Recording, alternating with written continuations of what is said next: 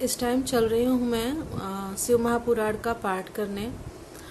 अभी मुझे थोड़ी दिक्कत हो रही है क्योंकि मुझे बहुत तेज़ तेज़ बोलना पड़ रहा है। मेरे पास वो जो यहाँ पे लगाते हैं कॉलर माइक वो नहीं है, तो वो मैं सोच रही हूँ कि मैं ख़रीद लूँ। बस कोशिश रहेगी कि 2-4 दिनों में ले लूँ, नहीं तो इतना तेज़ तेज़ बोलना पड़ रहा है आप लोगों को सुनाने के चक्कर में। मैं इतना तेज़ बोल भी रही हूँ फिर भी मेरा गला दुखने लग रहा है, कुछ आप कह सकते हैं इस तरह। और रिकॉर्डिंग में आवाज़ उतनी तेज़ आ नहीं रही है, और जो थोड़ा बहुत जो जितना आपके पास पहुंच रहा है ना वो मैं फिर से एडिट कर रही हूँ, तो उसमें थोड़ा सा ऑप्शन रहता है आवाज़ को बढ़ाने का, तो मैं उसका यूज कर रही हूँ। चलिए पाठ को स्टार्ट करते हैं।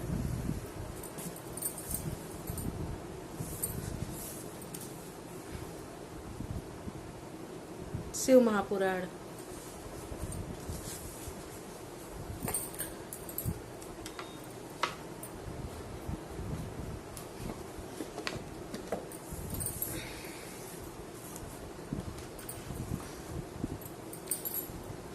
चलिए स्टार्ट करते हैं।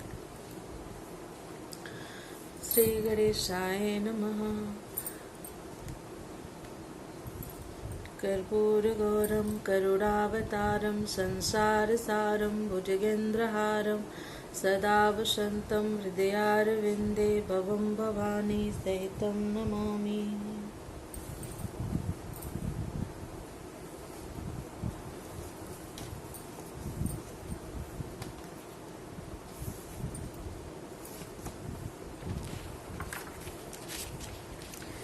इसके पहले हम लोग दूसरा अध्याय पढ़े थे और आज हमारा नंबर आता है अतृतीयो अध्याय। तो इसमें है, इस अध्याय का नाम है चंचुला का पाप से भय एवं संसार से वैराग्य। तो उसके विषय में हम लोग इसका पाठ करने जा रहे हैं। सौनक जी बोले, हे महाभाग सुत जी, आप सर्वज्ञ हैं। हे महामते, आपके कृपा प्रसाद से मैं बारंबार कृतार्थ हुआ। इस इतिहास को सुनकर मेरा मन अत्यंत आनंद में निमग्न हो रहा है। अतः अब भगवान शिव में प्रेम बढ़ाने वाली शिव संबंधिनी दूसरी कथा को भी कहिए। अमृत पीने वालों को लोक में कहीं मुक्ति नहीं प्राप्त होती है, किंतु भगवान शंकर के कथामृत का पान तो प्रत्यक्ष ही मुक्ति देने वाला है। सदाशिव की जिस कथा के सुनने मात्र से मनुष्य शिव लोक प्राप्त कर लेता है वह कथा धन्य है, धन्य है। और कथा का श्रवण कराने वाले आप भी धन्य हैं, धन्य हैं। सूत जी बोले, हे सौनक जी, सुनिए, मैं आपके सामने गोपनीय कथा वस्तु का भी वर्णन करूंगा, क्योंकि आप शिव भक्तों में अग्रगण्य तथा वेद वेत्ताओं में श्रेष्ठ हैं। समुद्र के निकटवर्ती प्रदेश में एक बास्कल नामक ग्राम है, जहाँ वैदिक धर्म से विमुख महापापी द्विज निवास करते हैं। वे सबके सब बड़े दुष्ट हैं। उनका मन दूषित विषय भोगों में ही लगा रहता है। वे न देवताओं पर विश्वास करते हैं न भाग्य पर। वे सभी कुटिल वृत्ति वाले हैं, किसानी करते हैं और भांति भांति के घातक अस्त्र शस्त्र रखते हैं। वे पर स्त्री गमन करने वाले और खल हैं। ज्ञान वैराग्य तथा सधर्म को वे बिल्कुल नहीं जानते हैं। वे सभी पशु बुद्धि वाले हैं और सदा दूषित बातों को सुनने में संलग्न रहते हैं। जहाँ के द्विज ऐसे हों वहाँ के अन्य वर्णों के विषय में क्या कहा जाए। अन्य वर्णों के लोग भी उन्हीं की भांति कुत्सित विचार रखने वाले स्वधर्म विमुख एवं खल हैं। वे सदा कुकर्म में लगे रहते हैं और नित्य विषय भोगों में ही डूबे रहते हैं। वहाँ की सब स्त्रियां भी कुटिल स्वभाव की, स्वेच्छाचारिणी, पापासक्त, कुत्सित विचार वाली और व्यभिचारिणी हैं। वे सद्व्यवहार तथा सदाचार से सर्वथा शून्य हैं। कुजनों के निवास स्थान उस बास्कल नामक ग्राम में किसी समय एक बिंदुक नामधारी ब्राह्मण रहता था। वह बड़ा अधम था। वह दुरात्मा और महापापी था। यद्यपि उसकी स्त्री बड़ी सुंदर थी, तो भी वह कुमार्ग पर ही चलता था। काम वासना से कलुषित वह वेश्यागामी था। उसकी पत्नी का नाम चंचुला था। वह सदा उत्तम धर्म के पालन में लगी रहती थी तो भी उसे छोड़कर वह दुष्ट ब्राह्मण कामासक्त होकर वेश्यागामी हो गया था। इस तरह कुकर्म में लगे हुए उस बिंदुक के बहुत वर्ष व्यतीत हो गए।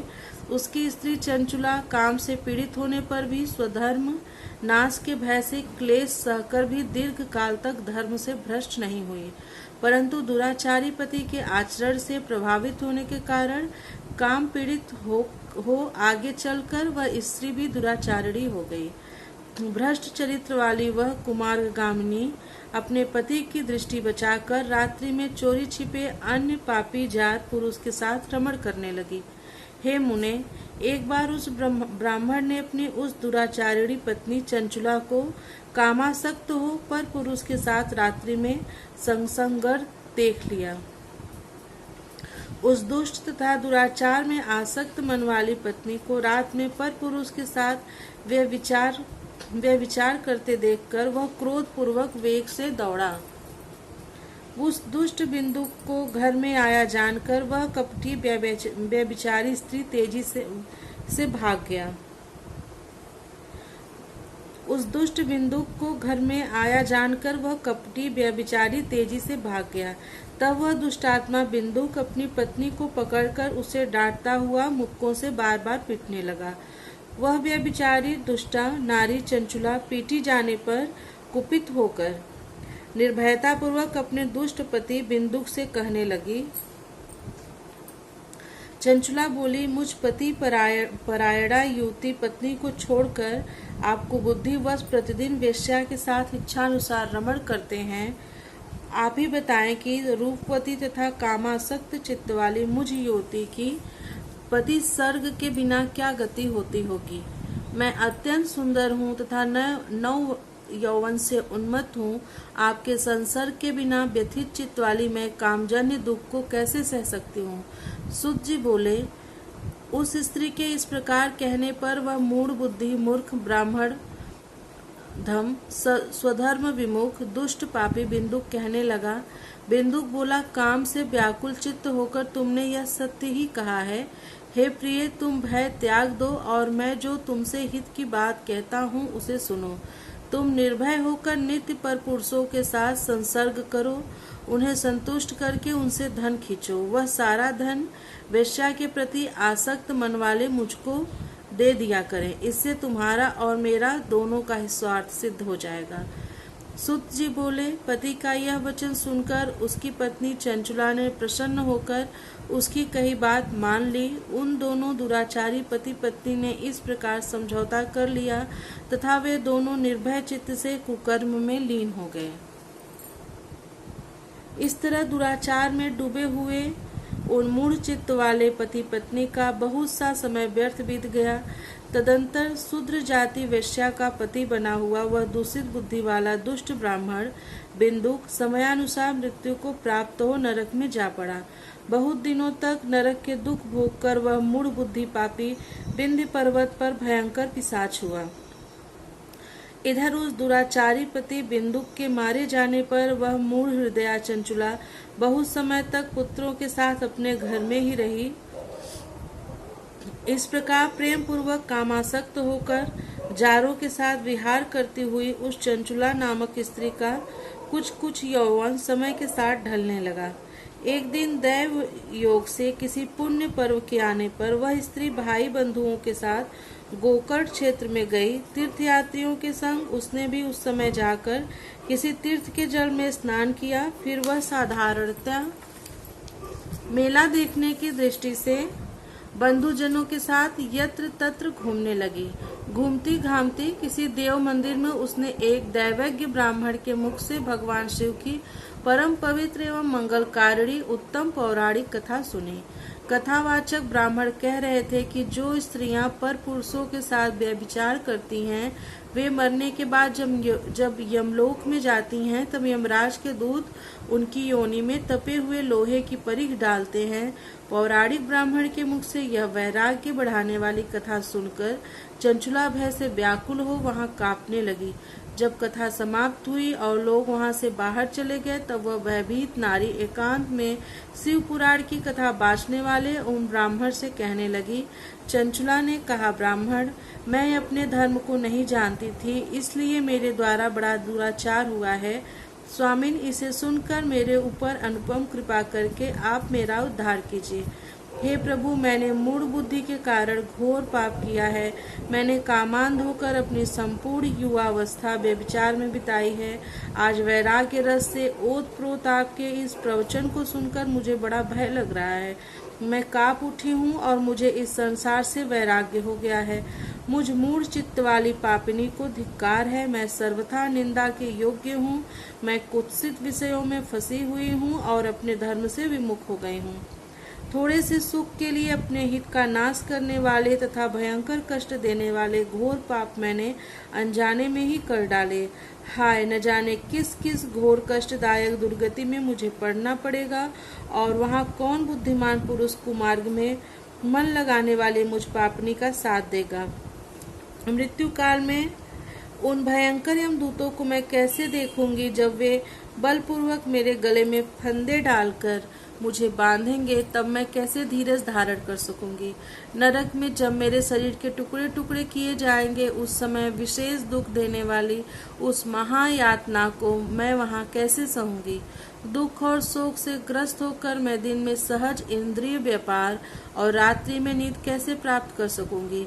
हाय, मैं मारी गई, मैं जल गई, मेरा हृदय विदीर्ण हो गया और मैं सब प्रकार से नष्ट हो गई, क्योंकि मैं हर तरह से पाप में ही डूबी रही हूँ।